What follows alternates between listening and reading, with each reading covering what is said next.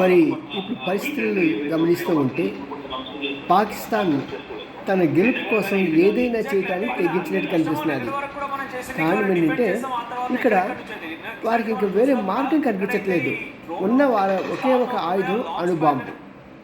ఆ అణుబాంబుని ఉపయోగిస్తామని ఇంతకాలం బెదిరించిన ఈ యొక్క పాకిస్తాన్ ఇప్పుడు వాడటానికి ప్రయత్నిస్తుందేమో అనే ఒక చిన్నపాటి డౌట్ ప్రజల్లో ఉంది.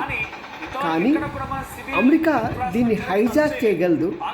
రెండవది చూసుకుంటే ఇజ్రాయెల్ వీళ్ళు వాడక మునిపే ఆ యొక్క సమస్తాన్ని వాళ్ళ యొక్క చాకచక్యంతో వాటిని స్మాష్ చేయగలరు. మరి అలాంటి కార్యాలు ఏమో జరగబోతున్నాయని నేను గట్టిగా నమ్ముతున్నాను. ఎందుకంటే భారతదేశాన్ని ఈ రెండు దేశాలు కూడా కాళ్ళతో కాపాడుతూ ఉన్నాయి. కోడి తన యొక్క బిడ్డను ఎలా కాపాడుతూ ఉంటుందో అలాగే ఇజ్రాయెల్ మన దేశాన్ని కాపాడుతూ ఉంటుంది.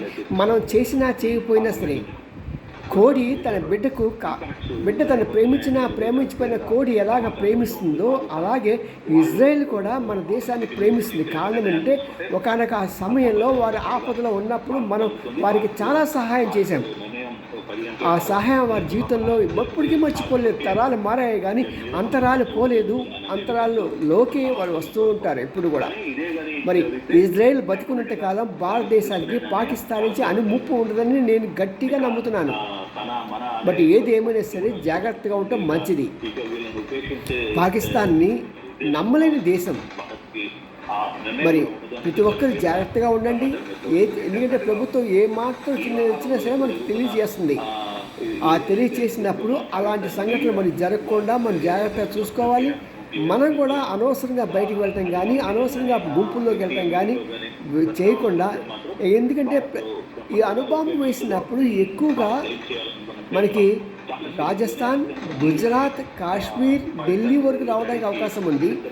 అయితే గీతే హైదరాబాద్ ఒకటి, మళ్ళీ మనకి వైజాగ్ ఒకటి, ఇది ఒక సమస్యగా ఉంటుంది.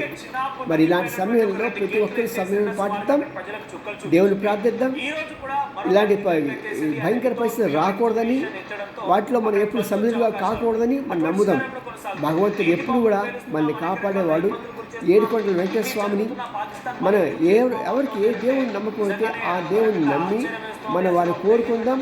పాకిస్తాన్కి సరైన బుద్ధి మనతో పాటు అమెరికాతో పాటు మనకి ఇజ్రాయెల్ కూడా సహాయం చేస్తూ నమ్ముతూ ముందుకు వెళ్దాం. జై జవాన్, భారత్ మాతాకి జై.